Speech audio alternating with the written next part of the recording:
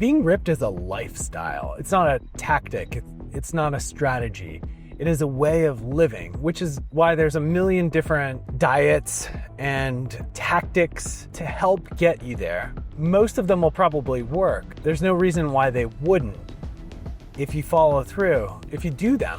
But why is it that some people are just ripped? They're just always ripped. Like, what's going on with them? They just are. I mean, sure, you could just say it's genetics, and that's an easy cop-out, and you could apply that to anything, but it's not very useful. There's nothing you can really do about it. Then if you blame it on genetics, then you can blame everything on genetics. What I'm gonna show you in this video are the rules that ripped people live by, whether they realize it or not. Because there's certain ways of living, there's certain embedded strategies in your behavioral patterns that inform you what to do, what actions to make without even thinking about it. And the ripped people know these intuitively or expressively because they've either learned or decided this, because they've either researched and made a decision to implement these decision-making protocols, or they just do it intuitively, which to me is the same thing as genetics. It's just your default instruction. So you can continue chasing diet strategies and fads, which are gonna be effective to get you to the place, but what's gonna keep you there without constantly putting this effort into managing that position forever? What embedded rules can you apply into your life so you can unload some of that cognitive effort of making decisions and just live a life that's gonna lead to you being ripped?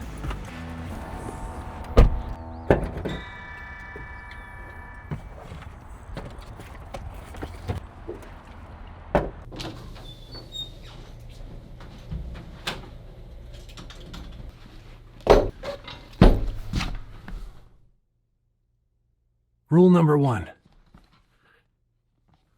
always be prepared. Preparation is key. I mean, nobody wings it and gets in the best shape of their life. It just doesn't happen. They have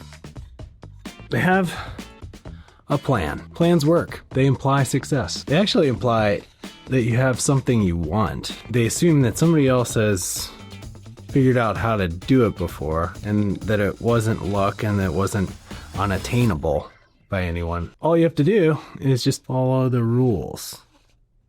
And that's what this is all about.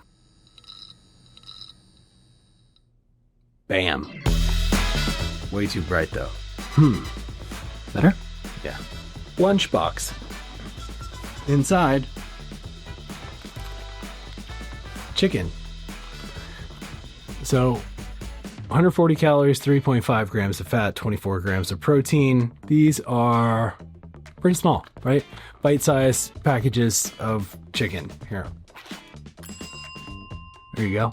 See? My wife hates them. I can't even eat them around her. Like, the smell freaks her out. For me, it's fine. They do the job. I find that if I eat 4 of these a day and in my bag, 4 of these a day, and then my carb sources are either these guys when I'm on the move. These are organic sweet potato sticks. They are 240 calories, 0 grams of fat, 57 grams of carbs, 6 grams of fiber, 3 grams of protein. So if I eat one of these and one of these, generally it satiates me pretty well, and it's not a lot of fat, and just not a lot of excess. So I call this my astronaut meal. It's my astronaut food because it's all like packaged up. And look, if you're like eat organic and farm to table, that's great. That's cool. It's just it doesn't match with my lifestyle so much because I'm on the move, and I just don't have the ability to keep that food around, keep it near me. So it doesn't fit my rule. I don't tend to do it. I have nothing against it. Maybe there will be a period of time in my life, but right now I can't. So I don't. Now, if I'm finding, so like That's not a lot of fat between these two. It's only 3.5 grams of fat per meal, which is not a lot. So if I find myself like feeling like I'm too lean, my backup plan is to have these, which require a microwave. This is white rice. It is 310 calories, 1 gram of fat, 71 grams of carbs, and it's pretty easy on my stomach, pretty easy to digest. Now, what I usually add to that is some olive oil. I keep this in my office, so it's available. I keep it wherever I have these. Wherever I have these, I have these. And usually I'll throw on, maybe like half a tablespoon. So just, you should measure it. But I've been doing this so long, I have a pretty good sense of what half a tablespoon is. I know what a full tablespoon is. So I just go with my gut. I don't worry about it too much. And if I do one of these, just because it's a higher protein count, I usually have 2 of the chickens. There you have it. That's my strategy. And that's the strategy that I use right now for this stage of my life. My strategies have changed a ton over the years. They change periodically. They update because I have different requirements, but I always have to pull it back to the original idea that I need to be prepared. I need to be prepared. If I'm unprepared, if I'm leaving it up to the whim of the world, I'm so screwed. So this is what happens when you're unprepared. You usually miss meals, multiple meals, and then you build up this craving, you build up this hunger that then when you do eat, you're really craving something indulgent, something that tastes really good, and something you're craving. And then you usually end up like going out, or you make a big meal yourself and you kind of overdo it. And because you've been so hungry all day, you overcompensate by eating so much that you're stuffed. And you're also putting yourself in a mindset where you don't have a lot of control. Like, I know this, when I get ferociously hungry, I don't have any control over what I eat. I go with the whim of my gut. I listen to my stomach and I do what it says. And when I eat these regularly, it helps a lot. I have a better sense and state of my mind, and I'm able to make better decisions because I'm not like ravenous hungry.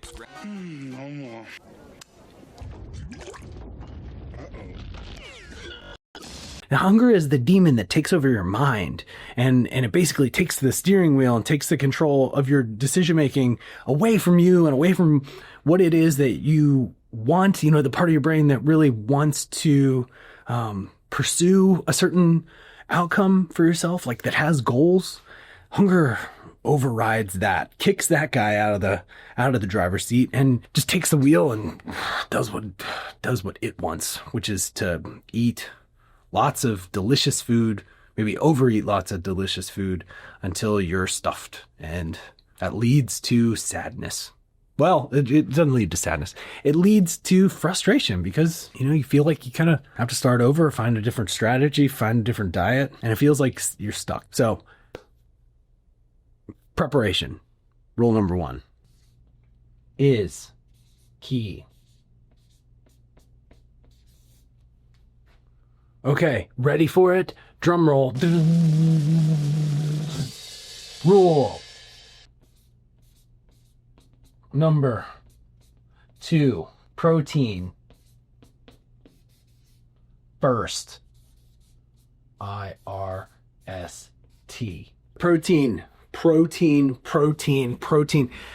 Everybody knows protein is so hot right now. I mean, it is a hit word. It is a topic to be discussed. They are shoveling protein into everything, which is great, which is good, because generally people haven't been eating enough protein to have the bodies that they want and feel the way that they want. They want the way they want.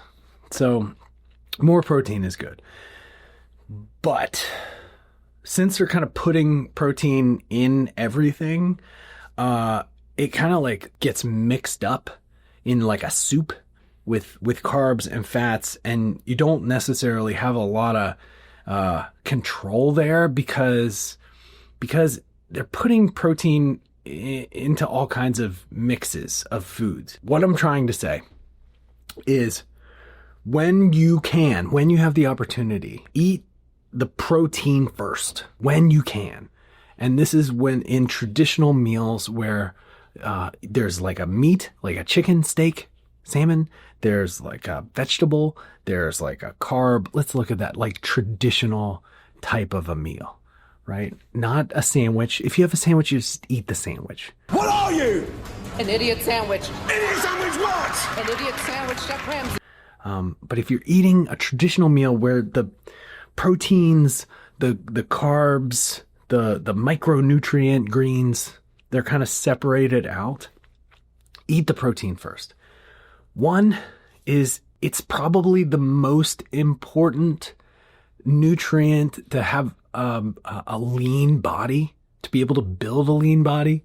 Two, it's the least craved last. So like carbs kind of keep tasting better as the meal goes on. That's why like you always have room for dessert. The more carby the carb is, the more you can keep eating it, even if you're full. It's not true with proteins. Like, you just won't crave it. If you eat like sugary desserts first, you're going to crave protein less. So take advantage of the first bite of a meal and make it a protein bite.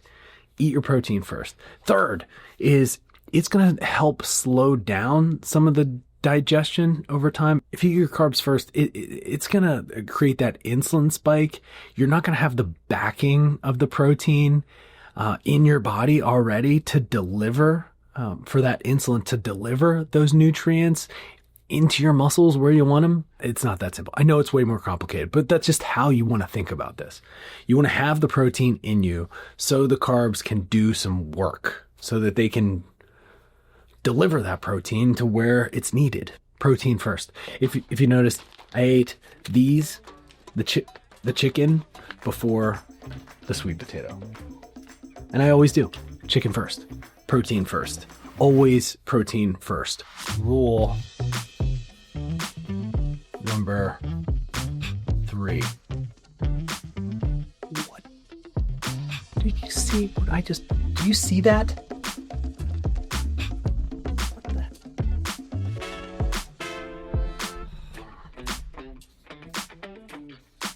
Rule number 3, a little hungry is ideal.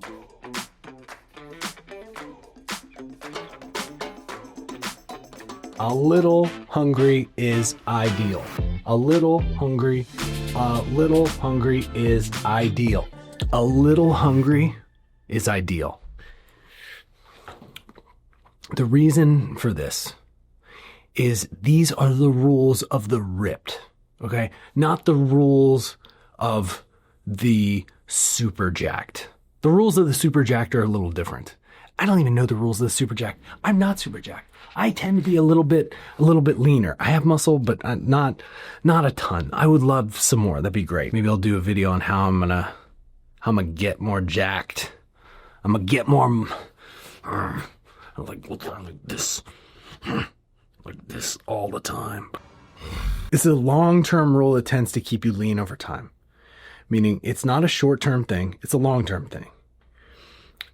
Being a little bit hungry means that you're putting some stress on your body to be more efficient, to use the calories that it is getting very wisely and efficiently. And if you're doing activities such as strength training, such as running, almost any sort of like meaningful exercise where you're putting a stimulus on your body that is causing a change in you. As long as you're doing that and you're staying just a little bit hungry, because this whole like maintenance or like surplus or deficit thing, it's all like a moving target, and it's all kind of, it's impossible to say that you're in one or the other over time. It's kind of the wrong way to think about it. The way I tend to think about this is a little bit hungry, not full, or a little bit full. And a little bit hungry is kind of the sweet spot. When I eat a meal, I try to bring it up to not hungry, not full. So like my goal after I finish a meal, except for dinner, it's a special meal. It's with my family or my friends. It's for our friendship and our oxytocin, our love bond connections with each other. Meaningful human connection. It's for our meaningful human connection time. So that doesn't apply. But all the other meals that I have control, what I'm shooting for is when I'm not eating, a little bit hungry. All right, I'm going to show you this on the chart. Here's my chart.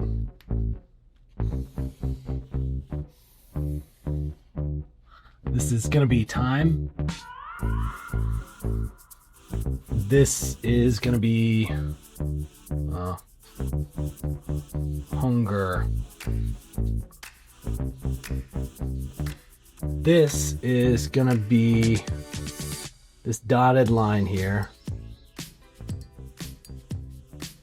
This is going to represent satisfaction. This is satisfied.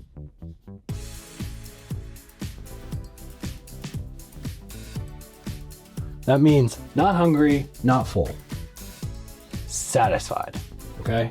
Under that line, everything down here, this is going to be a little bit hungry.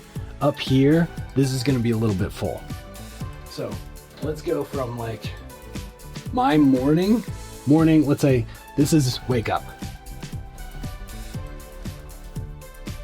Wake up. And, you know, generally, I'm going to say my hunger level kind of starts right around here. And then I have, so this is where I wake up. Meal number 1. This is usually when I'm on my way to drop off my kid at school. So this is just like 9 a.m. 9 a.m. And with this meal, it's going to take me kind of right up to like right here. Okay, that's meal number 1. Now, over time, the hours, it's going to drift a little bit lower. And then maybe about like 3 hours later, I'm going to have meal number 2. Say this is noon. Number 2. And that's going to bring me back up, maybe like a little bit higher, maybe like right about there. That's meal number 1. That's meal number 2. And then it's going to drift down a little bit lower. I'm going to have meal number 3, maybe like 3 p.m. Going to drift a little bit lower. And then meal number 4, usually a little bit above. And then that like drips down until over time, which brings me back to the next morning. This is like bedtime through the night, and that's where I land. This is going to be called the daily satisfaction timing rhythm. Wake up, a little bit hungry. First meal around 9 a.m. brings me right up to satisfaction. If you look at this, most of the time, it's a little bit hungry. Hungry.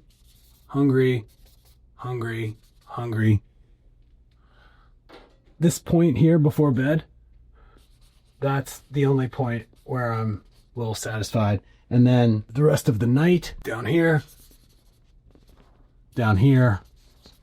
hungry. What we want is hungry more than satisfied.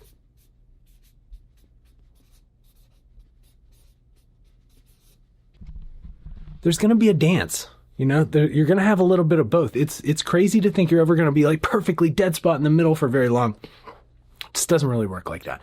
So there's going to be a dance. You want more of it to be a little bit hungry than overly full, too full. Okay. Worst case scenario. Say your chart. When things are going bad, this is what happens. Time, hunger, Hunger, satisfaction. And this is where you wake up and then you skip breakfast and you skip lunch and then you eat a massive dinner. And then it's a kind of massive dinner where like you sort of keep getting more full after you eat it. Like it feels worse and worse. Like you just way overdid it and you had a bunch of margaritas and it was delicious while you're eating it because you were so hungry, but like you actually wake up the next morning like full. It sort of like gets like this, and then you wake up the next day and you're already up here, and then you know you go through the next day, and then it just blasts again, and you're just basically like all full except for like a little bit of time here. And then what's even worse is then your body starts to adapt to feeling full, and feeling full feels like the normal set point. Full is what you ideally just want to like level off at. And if you're even just a little bit full on average, more than you're a little bit hungry over a lifetime, it stacks up. Like those extra calories, that extra surplus of calories, it stacks up. Where do you think it's going to go? It's going to go where you don't want it. Is where it's going to go. And for me, that's my love handles. It's going to go right to my love handles. So, a little bit hungry. A little hungry. A little hungry is ideal. Rule number 3. This 3. Rule number 4 of the Ripped. Control the meals you can control. This one has a little bit more to do with agency, stoicism, self-kindness. You can't expect yourself to be perfect all the time and dominate every aspect of your life all the time. What fun is there in that? None. The fun is in the learning, the progress, the gaming, the finding over time that if you implement these little small tweaks, that you can live the life you want to live, where you don't feel constricted, or you don't feel forced, or you don't feel like put in a box or in a prison, or living a life that you don't want to live. And you can still get the outcomes that you want, but you do it little bits and pieces at a time. And living by this rule, that there are certain things that are in your control. There are certain things that are not going to be in your control. There are certain meals that are fully in your control. Most meals are going to be all yours. They're going to be fully your control, because you're going to be eating them by yourself. You're going to be preparing them by yourself. You're going to be the one making them. You're going to be the one doing it.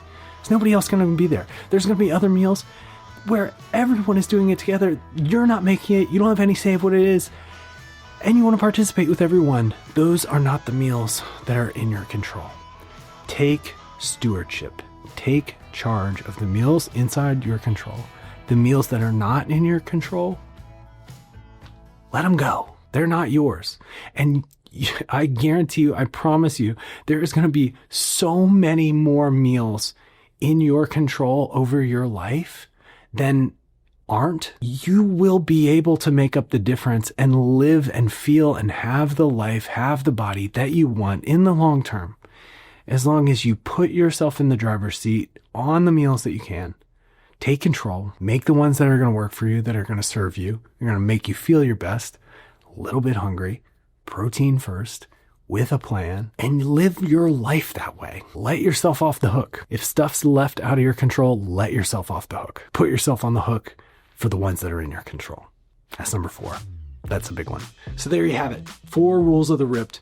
These rules are kind of embedded in people that have found a way to not live the diet lifestyle, to make small decisions over time that are gonna serve a low body fat, higher muscle mass outcome in general. These aren't a diet plan. They're not constrictive. These are little memes.